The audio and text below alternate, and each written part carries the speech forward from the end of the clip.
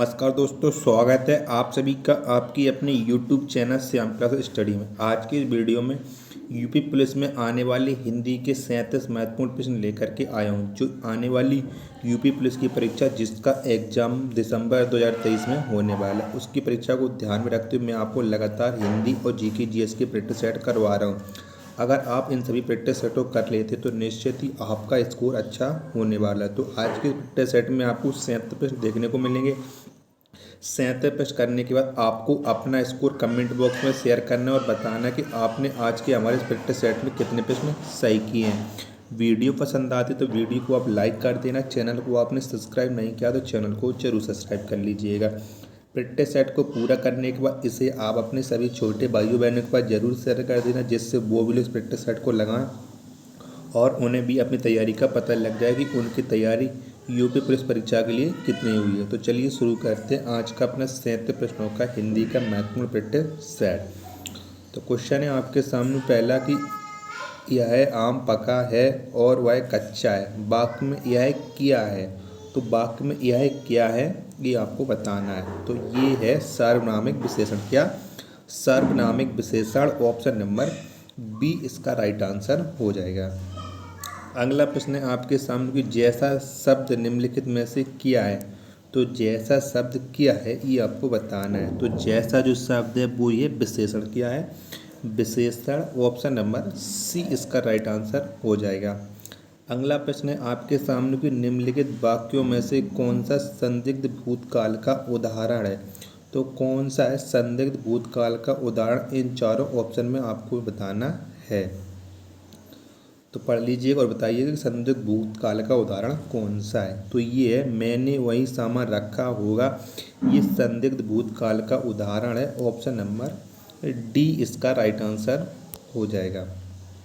अगला प्रश्न है आपके सामने कि किस शब्द में गण का प्रयोग कर बहुवचन नहीं बनाया जा सकता है। तो किसका प्रयोग करके नहीं बनाया जा सकता ये आपको बताना है। गण का प्रयोग तो भक्तगण बन सकता है, नेतागण बन सकता है, शिक्षक गण बन सकता है, लेकिन देवीगण ये बहुवचन नहीं बन सकता। तो ऑप्शन नंबर डी इसका राइट आंसर हो जाएगा। अगला प्रश्न है आपके सामने कि ठीक समय पर आ जाना में कौन सा कारक है। तो इसमें आपको बताना है कि कौन सा कारण है। तो इसमें कारण है अधिकरण कारक। अधिकरण का होता है मैं और पर। तो ऑप्शन नंबर डी इसका राइट आंसर हो जाएगा। अगला प्रश्न है आपके सामने कि निम्नलिखित में से कौन सा शब्द उभयलिंगी है। तो कौन सा वो शब्द है जो उभयलिंगी है ये आपको बताना है इन चारों ऑप्शन के अकॉर्डिंग। तो कौन सा शब्द उभयलिंगी है, तो ये जो डॉक्टर शब्द है ये उभयलिंगी है। ऑप्शन नंबर ए इसका राइट आंसर हो जाएगा। अगला प्रश्न है आपके सामने कि निम्नलिखित में से दंत ध्वनि है। तो इन चारों विकल्प में से कौन सा वो विकल्प है जो दंत ध्वनि के अंतर्गत आता है। तो जो ये ता शब्द है ये दंत ध्वनि के अंतर्गत आता है। ऑप्शन नंबर सी इसका राइट आंसर हो जाएगा। अगला शब्द है आपको अगला क्वेश्चन है आपके सामने कि निम्नलिखित में से कौन सा वर्ण घोष है। तो इनमें से आपको बताना है कि कौन सा वो विकल्प है जो घोष वर्ण के अंतर्गत आता है। तो कौन है, तो ये जो दा है ये घोष वर्ण है। ऑप्शन नंबर सी इसका राइट आंसर हो जाएगा। अगला प्रश्न है आपके सामने कि पश्चिमी हिंदी की सर्वाधिक प्रमुख बोली निम्नलिखित में से कौन सी है। तो कौन सी है पश्चिमी हिंदी की सर्वाधिक प्रमुख बोली। तो ये है खड़ी बोली। पश्चिमी हिंदी की सर्वाधिक प्रमुख बोली है। ऑप्शन नंबर बी इसका राइट आंसर हो जाएगा। भिन्नार्थक शब्द का चयन कीजिए, यानी तीन विकल्प एक से हैं जबकि चौथा जो विकल्प है वो अलग सा है। तो आपको बताना है कि वो कौन सा विकल्प है। तो कौन सा है, तो ये जो अनिल है ये हवा का पर्यायवाची है, बाकी के तीनों आग के पर्यायवाची हैं। तो ऑप्शन नंबर बी इसका राइट आंसर हो जाएगा। अन्वेषण का शुद्ध संधि विच्छेद क्या होगा। तो क्या होगा अन्वेषण का सही संधि विच्छेद। तो इसका सही संधि विच्छेद होगा अनु प्लस एषण। क्या? अनु प्लस एषण। ऑप्शन नंबर डी इसका राइट आंसर हो जाएगा। अगला प्रश्न है आपके सामने कि दिए गए विकल्पों में से सही का चयन कर रिक्त स्थान पूर्ण कीजिए। पर वृत्त डॉट डॉट का पर्याय है। तो परव्रत किसका पर्यायवाची है ये आपको बताना है। तो जो परव्रत है ये बगुला का पर्यायवाची किसका है, बगुला का पर्यायवाची है। ऑप्शन नंबर डी इसका राइट आंसर हो जाएगा।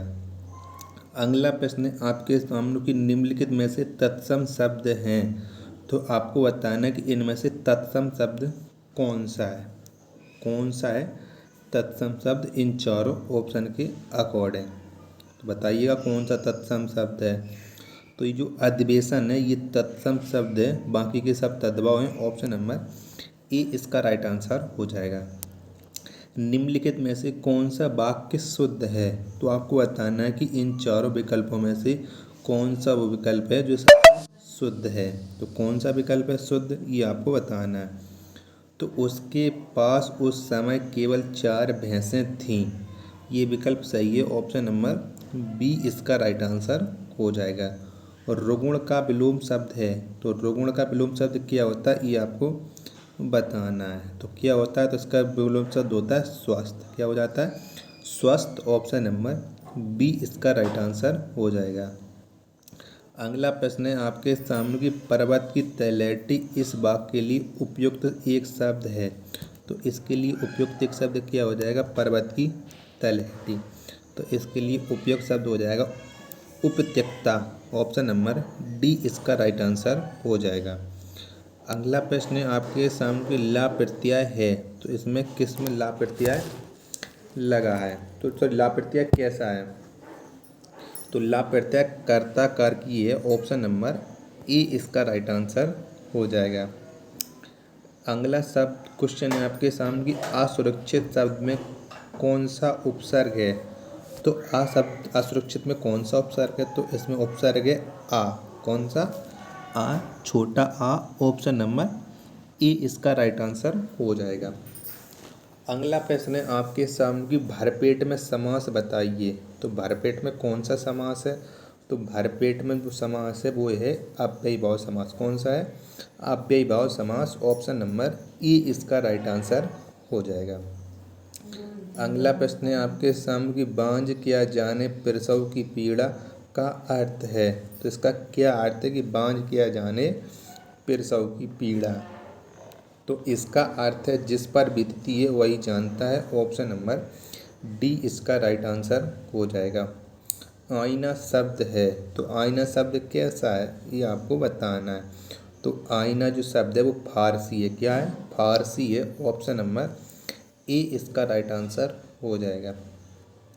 अगला क्वेश्चन है आपके सामने कि अनुचित लोकोक्ति का चयन कीजिए। तो अनुचित लोकोक्ति कौन सी, यानी अलग कौन सी वो लोकोक्ति है। तो अधजल गगरी पलटत जाए ये सही नहीं, क्योंकि आप जानते हैं कि अधजल गगरी छलकत जाए ये होता है लोकोक्ति। तो ये तीनों बाकी सही है कि आगे कुआ पीछे का ये भी सही है। अपनी पगाड़ी अपने हाथ ये भी सही है। ऊंची दुकान फीका पकवान ये भी सही है। जबकि अधजल गगरी छलकत जाए होना चाहिए था, तो ये विकल्प सही है। ऑप्शन नंबर बी इसका राइट आंसर हो जाएगा। संगम शब्द में किस तरह की अशुद्धि है, तो इसमें किस तरह की अशुद्धि है ये आपको बताना है। तो इसमें अनुस्वार की अशुद्धि है। ऑप्शन नंबर डी इसका राइट आंसर हो जाएगा। आप जानते हैं कि संगम इस तरह से लिखा जाता है, अंक की बिंदी ना कि चांद बिंदी। अगला प्रश्न है आपके सामने कि करुण रस का स्थायी भाव क्या होता है। तो क्या होता है करुण रस का स्थायी भाव, तो इसका स्थायी भाव होता है शोक। क्या होता है, शोक। ऑप्शन नंबर बी इसका राइट आंसर हो जाएगा। अगला प्रश्न है आपके सामने कि रावण सिर सरोज बनचारी चली रघुवर सिली मुख धारी। सिली मुख में अलंकार है, तो इसमें कौन सा अलंकार है सिली मुख में ये आपको बताना है। तो इसमें अलंकार है श्लेष अलंकार। कौन सा है, श्लेष अलंकार। ऑप्शन नंबर ए इसका राइट आंसर हो जाएगा। अगला प्रश्न है आपके सामने कि किस वर्ग में सभी शब्द अनेकार्थक हैं। तो इसमें कौन सा वो विकल्प है जिसकी एक से अधिक अर्थ है। तो कौन सा अनेकार्थक है, तो ये है तात दुर्ग भुजंग। ऑप्शन नंबर डी इसका राइट आंसर हो जाएगा।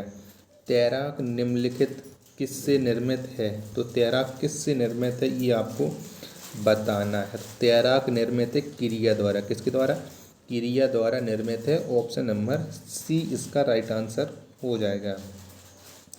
अगला प्रश्न है आपके सामने की शुद्ध वर्तनी का चयन कीजिए। तो इसमें कौन सा वो विकल्प है जो सही लिखा है? लहूलुहान कैसे लिखा जाता है? तो लहूलुहान ऐसे लिखा जाता है। तो अभी किस विकल्प में आप मिला लीजिएगा। तो ये विकल्प में ऑप्शन नंबर डी इसका राइट आंसर हो जाएगा। अगला प्रश्न है आपके सामने कि निम्नलिखित में से कौन सी रचना रामधारी सिंह दिनकर की है? तो इनमें से कौन सी रचना है जो रामधारी सिंह दिनकर के द्वारा लिखी गई एक रचना है, बाकी के तीनों उनके द्वारा नहीं लिखी गई हैं। तो ये जो उर्वशी है ये रामधारी सिंह दिनकर के द्वारा लिखित है। ऑप्शन नंबर ए इसका राइट आंसर हो जाएगा। अगला है आपके सामने की रस निधि किस कवि का उपनाम था? तो किस कवि का उपनाम था रस निधि? तो ये उपनाम था पृथ्वी सिंह का। किसका? पृथ्वी सिंह का उपनाम था। ऑप्शन नंबर सी इसका राइट आंसर हो जाएगा। नेक्स्ट प्रश्न है आपके सामने की अशोक के फूल निबंध संग्रह की रचनाकार कौन है? तो अशोक के फूल जो निबंध संग्रह ये किसने लिखा है ये आपको बताना है। तो ये लिखा है हजारी प्रसाद द्विवेदी जी ने। किसने? हजारी प्रसाद द्विवेदी ने लिखा है। ऑप्शन नंबर डी इसका राइट आंसर हो जाएगा। और आज का लास्ट प्रश्न है आपके सामने की माखनलाल चतुर्वेदी को उनकी किस रचना पर साहित्य अकादमी पुरस्कार मिला था? तो किस रचना पर मिला था माखनलाल चतुर्वेदी को साहित्य अकादमी पुरस्कार? तो ये मिला था हेमतरंगिणी के लिए। ऑप्शन नंबर सी इसका राइट आंसर हो जाएगा।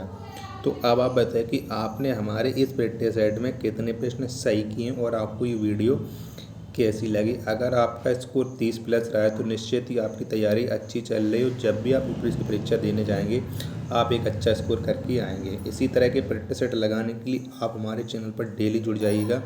मैं अपने चैनल पर डेली दोपहर 12 बजे और रात्रि 8 बजे एक प्रैक्टिस सेट अपलोड होता है। हिंदी के 2 प्रैक्टिस सेट कराए जाते हैं। तो इसी तरह के प्रैक्टिस सेट लगाने के लिए आज ही जुड़ें श्याम क्लास यूट्यूब चैनल के साथ। मिलते हैं अपने नेक्स्ट प्रैक्टिस सेट में। तब तक के लिए धन्यवाद। जय हिंद मेरे साथी।